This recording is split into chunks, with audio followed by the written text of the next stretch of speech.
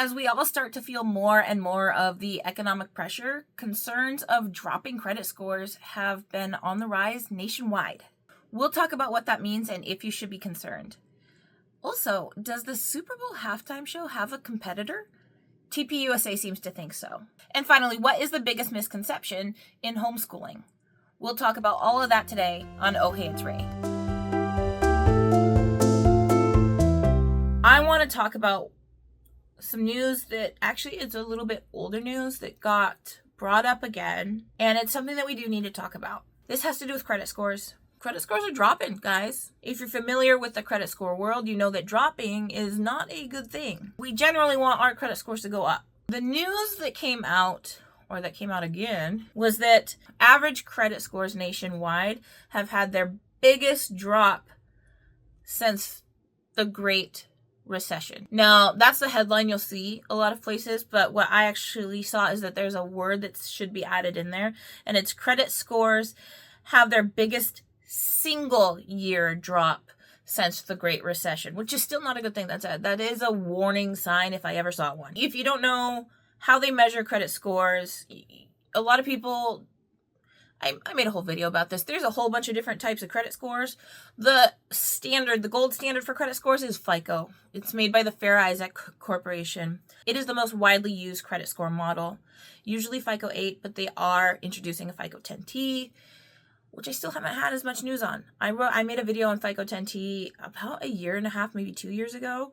I was expecting to have a lot more knowledge about that than I have right now. So I will still waiting on that update for you guys. But anyway, the average FICO score nationwide dropped to 715, which actually, if that was an individual's credit score, that's actually a pretty decent credit score. Like, I would not be depressed with a 715 credit score. But yeah, it says in April 2025. This is why I'm like, well, this is really old news.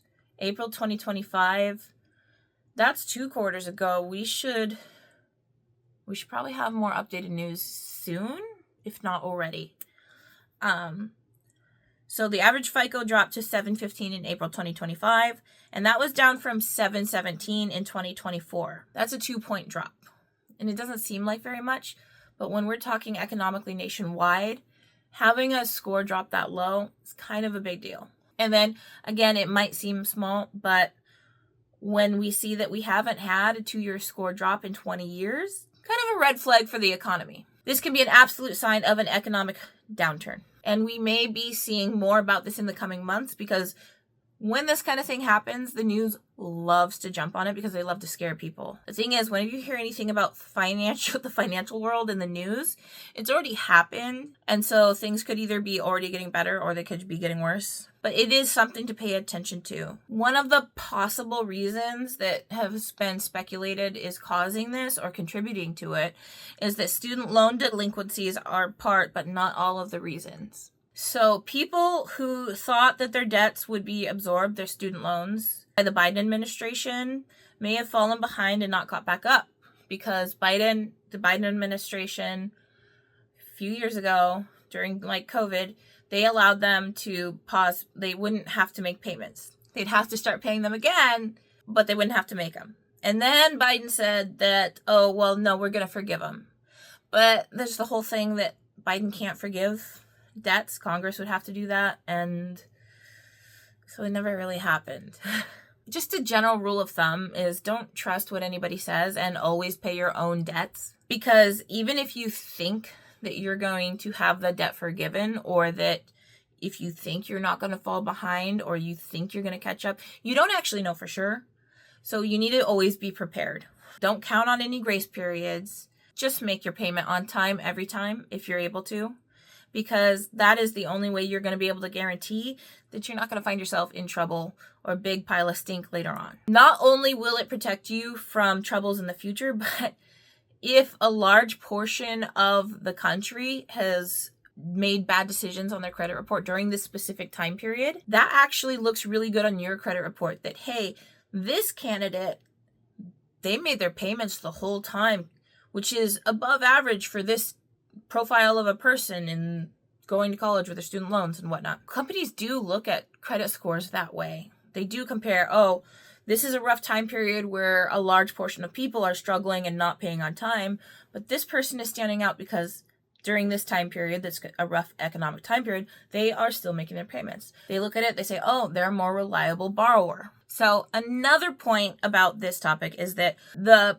portion of the population that seems to be hit the hardest during this credit dive here is Gen Z. I have to say that millennials actually can relate to this a little bit. It's because it's just like you're 20 years behind. You're just like millennials were 20 years ago. They were just starting out in the Great Recession. Millennials got messed over. The credit was all messed up. Nobody could afford anything.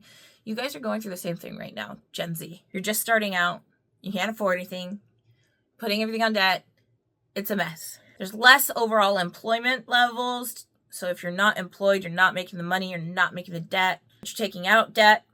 It's a bad mix. And then Gen Z was also taken advantage of by something new that we did not see 20 years ago that we are seeing. I noticed about 5, 6, 7 years ago. Gen Z is being taken advantage of with predatory lending in installment loans. So installment loans has always been around, but you've almost never could find them anywhere except for maybe like the Home Shopping Network or QVC. And the way that they structure it is a little safer, but still higher risk than other types of credit.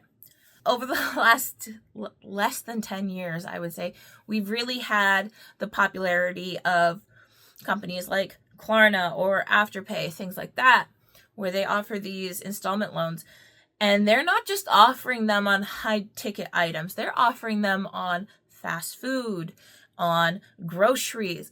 If you are paying installment loans on groceries, that is the number one most predatory thing I think I could even ever think of ever. And it's highly dangerous because if you're at the point where you're making installment loans on your groceries for the week, the overall likelihood of you being close to financial ruin is extremely high.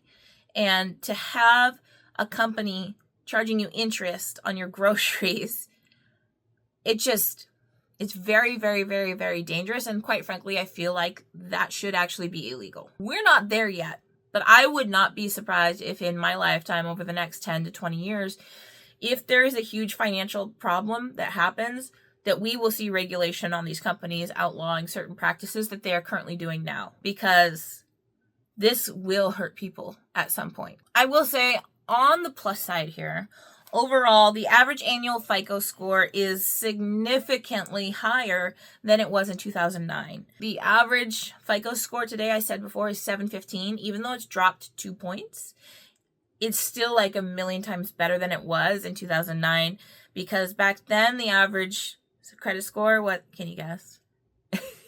It was under 700. It was 687 in the 09 to 2010 period. And that is a huge drop. So 715, like, you're looking good. Like I told you earlier, I would not be depressed about that credit score. 687, you're borderline bad. You're like almost to decent, but you are so close to being bad. But overall, since that is the average score, we know that the health of our financials nationwide is actually doing pretty good. So this tells us that overall consumer health is still pretty darn good. Only time will really tell if things get better or worse. So let's hope for the better, but be prepared for the worst. I talk a lot about credit, but you should know that one of the best ways to get out of credit card debt is to track your interest rates and pay off your highest interest rate debt first. To make things a little easier for you, I created this handy interest rate tracker tool that can help you get the job done. To get your free interest rate tracker, you can either click the link below or go to ohheyitsray.com and search for interest rate tracker in the search bar. So TPUSA has announced a competing show. There's a lot of stuff that's been said that's going around, and there's a lot of naysayers that are saying that this is just purely politically motivated. And yeah, there's probably a little bit about that. But even before Bad Bunny said he'd only sing in Spanish, TPUSA was talking about this and thinking about this, because immediately after the Super Bowl performance announcement, Jack Posobiec tweeted they missed their chance to have Creed perform. I remember seeing this tweet and I thought it was a little ridiculous and kind of funny. Definitely thought there was a little bit of sarcasm Turns out, no, not sarcastic. Posebek kept going on and on and on and on and on and on and on about this. And at a certain point, it was pretty darn clear that he really loves Creed. I don't know what age you have to be familiar with Creed, but I'm not gonna lie, I actually like Creed. But growing up, I understood that everybody made fun of Creed. And I never understood why, because I thought they were good rock songs. But yeah, so the cool thing to do was to make fun of Creed. And nobody really took Creed seriously. But apparently they are today. And not only is Posebek really a big fan of Creed, but the comments under his post were begging to actually make this a reality. It was, I thought it was absolutely hilarious. I mean, I would rather watch Creed than the types of music that they have been playing the last couple years, because honestly, I've always been a rock girl. So when Bad Bunny did go on to SNL and say the comments that he did, that really only compounded the demand for an alternative, and it actually made it more real. It was less of a joke, and it was more, yeah, let's do this, because they're kind of alienating the entire half of the nation. Really, the response to this is not unwarranted at all. And it's not just political. The NFL actually, up until about 5 or 6 years ago, used to make a real effort to appeal to a broader audience. They used to include a lot more types of music so that they would attract everybody and not just one cohort of people. They used to include a mix of pop, rock, R&B, and hip hop. But since 2020, they have been targeting a very niche audience. And like I said before, they're alienating over half of the entire country during a game that is watched by the entire country. So since then, it's been the better part of a decade. There's been no pop, no rock, not even guest appearances like they used to do.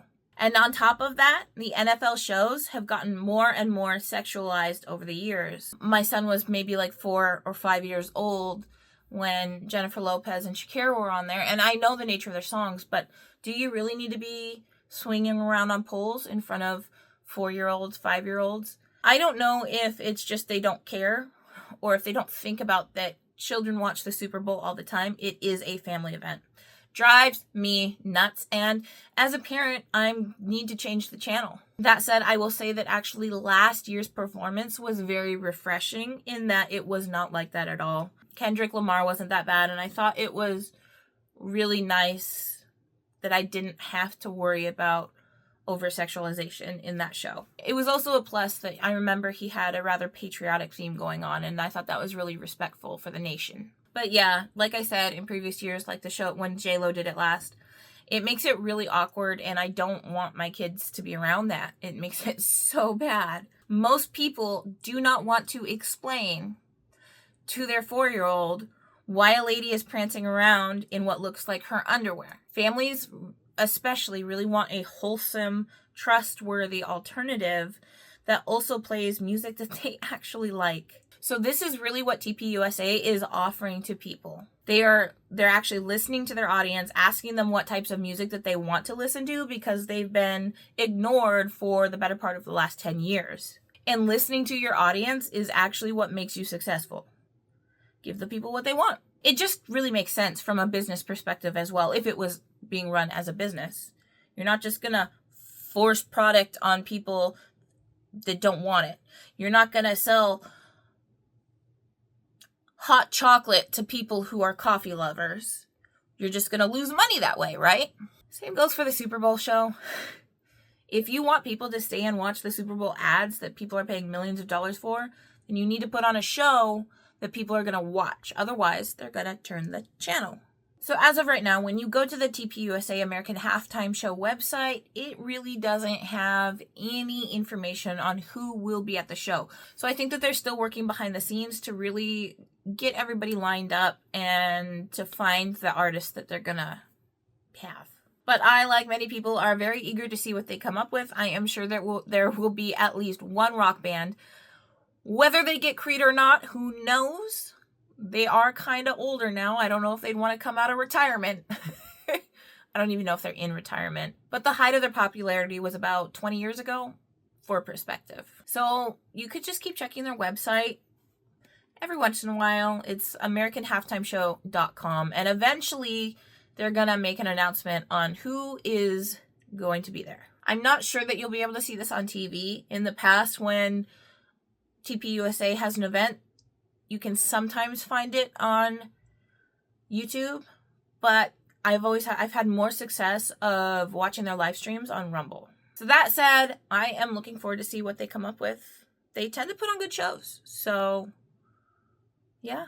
I don't know about you, but over the last few years, I've seen lines popping up on my face that I don't recognize. They've shown up here and there. One in particular, it was actually right up here, got particularly large. And I absolutely hated it. I knew I had to do something. But I really hated the idea of Botox. Needles alone are just and toxins, it doesn't jive with me. So I was really excited to try Frownies. Frownies are a non-invasive, all-natural solution to smoothing fine lines and wrinkles. They are little paper patches that stick to your skin to create a cast. This cast decreases muscle movement and prevents actions that would contribute to creasing over time. Over an extended amount of time, this allows your skin to actually begin to heal. I've actually been using Frownies for a little over 2 years now, and I'm very, very, very happy with my results. Both my forehead lines and the 11 lines, which are the vertical ones that, make you look like you're angry all the time, they're virtually non-existent these days. The key here to really get Frownies to work is actually consistency, time, and patience. So if you want to get started on smoothing those fine lines and wrinkles, then go ahead and click on the link in the description below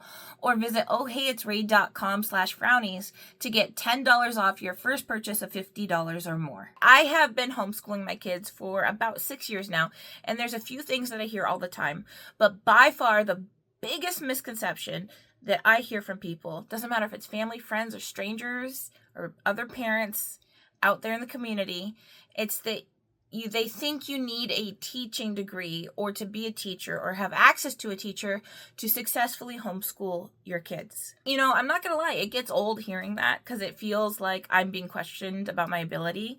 But the truth is, this is a huge misconception. You do not need a teacher. You do not need to have a teaching degree to homeschool your kid, because especially with all the resources we have today, it's never been easier. And actually, I would go so far to say as that if you have graduated from high school, you are more than qualified, completely more than qualified to homeschool your children from K through 12. Because in all likelihood, even though you haven't accessed that material from when you were younger, it's still kind of in there dormant. And so you do know the material, you just need a little bit of a reminder, and you get that reminder when you go through the material with your child. So that old saying really is the truth, is that the best way to learn is to teach. That goes for new material, but it also goes for reinvigorating your knowledge in that old material that you've once learned before. And while you learn alongside your child, you might actually find that you're having a lot of fun. Way more fun than you thought it was when you were a teenager.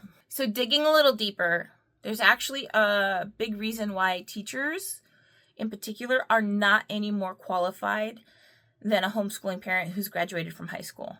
And that may be shocking to hear, but there's a big reason why. And that is that teachers are actually not experts on the material that they teach. They are only experts on teaching methodology and classroom management methods. So especially with kindergarten through 5th grade teaching degrees, and obviously this is going to vary by state a little bit, but it's on the whole pretty similar everywhere, is that these teaching degrees only teach classroom management and teaching methodologies that apply to larger classes. So actual subject knowledge of math, English, writing, reading, science, history, they don't actually know the material very well at all, if at all. And the subject matter that's required to gain these education degrees, their knowledge of those subjects are largely only from 100 and 200 level college classes, which means that is basic education level, roughly in line with what you might learn in high school, but a little bit more. So what this really means is that most teachers who get that bachelor's degree in education, they don't have that knowledge of that subject knowledge, so they really only walk away with the same amount of English, math, history, and science that you do. Because like I said, 100 level and 200 level classes are really more of just a refresher course of things that you've learned in high school, or maybe that they go in just a teensy bit deeper just to get those basic education credits so that you can move through the first 1-2 years of college. So there are some exceptions to this whole degree not being an expert thing, especially in teachers who teach grades 6 through 12. Because in some states, I don't know about all of them, but in some states, you will need to have a special endorsement. And you can get this by either majoring in a subject, like if you majored in history or science or what have you, or you can get the special endorsement by passing a subject knowledge test, which I've heard isn't actually that hard to do. So again, it is just kind of like more of a generic level of knowledge on these subjects. I would not call them experts. If you have a BA in history, you're probably a little more of an expert, but you're not a master's, and you're certainly not a PhD. Regardless, that still doesn't mean you're an expert on a specific time period in history, for example. So you may have a BA in history, but you might actually not know anything about the American Revolution because you specialized in the Renaissance in Europe or something like that. So just because you have a BA in history doesn't mean you're actually an expert on the class you're going to be required to teach, which might be US history in high school. And the reason why this doesn't really matter in public schools is that when the teachers go and teach, regardless of if it's K through 5 or 6 through 12, they teach from a pre-done curriculum. By and large, teachers' lesson plans, their subject matter, it's all organized for them down to the week. And depending on your school district, it might even be down to the day. And I actually remember what these books look like because this isn't new. My teachers in my district growing up, K through 5, had these giant honking curriculum books that they would have to go through, and they would week by week, okay, this is what we're teaching today. And I didn't know what it was at the time exactly, but over the years, I was a teacher's assistant at my school, in my schools multiple times, and I did learn as I got older, but at, K through 5, I didn't know, but I remember it just sitting on her desk. It was a pre-done curriculum. She knew exactly what she was supposed to teach, exactly how she was supposed to teach it, and when she was supposed to teach it. This is something that they don't actually want you to really know, but it's the truth, and they've been doing it for at least over 30 years. So something that teachers may do, though, and homeschool parents do this too, I'm not going to lie, is that they may add supplements to the learning because they may find that whatever's provided in the district provided curriculum is not sufficient enough for student learning. So maybe they want to spend a little bit more time reinforcing these concepts with the kids. So they hunt down, find, and print out or create their own supplements to the curriculum for the children to do. But aside from that, they really just copy and repeat what they're told to do. And there are teachers that don't want to do that. Unfortunately, the districts don't care. And they want you to do what's in the book. So you better be in line with what the district wants you to do. That's just how it is. At any rate, this skill that teachers have, reading a comprehensive curriculum book that's pre-planned for them week by week, lesson by lesson, concept by concept, it's actually a skill that anybody can do. And homeschool parents do that every single day because homeschool parents have access to an enormous amount of curricula to choose from. So, and much more now than they ever did in the past. And we have, I would say, access to even more comprehensive curricula than the public school teachers have access to. I have tried, as a homeschooling parent, I've actually tried a lot of curricula over the years, and I'm not done. I am always on the lookout for it, but I just wanted to show you about the size of what the books used to look like for public school teachers. I think a lot of them have gone digital these days, but this big honking book is about what it used to look like. I remember a book this big sitting on my teacher's desk, and it never left. She'd look at it every single day. Now, this is not a public school curriculum. This is a homeschool curriculum, one of hundreds, if not thousands, of choices you could buy online. And it has tabs for each week, 1 through 36, because a standard school year is 36 weeks long. I just wanted to show you kind of what that curriculum might look like. That type of material is available to homeschool parents. But like I said, public schools force their teachers to use pre-done curriculums. There are hundreds, if not thousands of choices of curricula to choose from for homeschooling families that are written by actual experts. We're not just talking bachelor's degrees here. We're talking about literally PhDs, doctorates, writing these curriculums, and it is the most thorough, comprehensive stuff. Some of the curricula I've gotten to use over the years is just kind of really basic, but man, some of them are insanely comprehensive, and quite frankly, I have learned so much more than I ever learned in my high school career. My son is miles beyond where I was when I was in high school, and he's still in elementary. So the fact that the curricula that homeschool parents buy is created by actual experts in their field, in their specific fields, should give you enough confidence to know that you're fully capable. Because you're not doing this alone. You're doing it with a real expert, a real PhD in any given subject. And they are telling you exactly what to do, when to do it, and you are learning alongside your child. You're not just saying, here you go. You are actually learning too. So you might be an expert by the time you're done with it. The really nice thing I like about these curricula that's available to homeschooling parents today is that they explain what to do step by step. You're never left alone. It's just amazing, the resources that have been made available to us. And of course, if you do ever struggle, because there are some times where you might struggle with a certain subject, this is why tutors are available. And they're more accessible than they've ever been before, thanks to the internet and other resources. There's free tutoring services available, but there's also paid ones. And then also, maybe not a traditional tutoring service. If you struggle with math, Khan Academy has been around for a few years now, maybe almost 10. And it's huge. People use that all the time. And if you ever don't really know where the resources are, yeah, you can always Google it. But the homeschooling community in and of itself is so big now that you're going to be able to find a forum where somebody else has answers, or they've been through what you've been through already. So they will be able to help you find resources for learning about science, math, history, English, what have you. And so I hope if there's anything that you walk away with today, it's that no, you don't have to be an expert in teaching, have a teacher's degree, or hire a teacher to homeschool, because you can do it yourself. And the resources available are endless today that are written by real experts, but also chances are you already have that knowledge in your head from when you went through high school. It just needs to be pushed out. You just need that little reminder. You can do it too.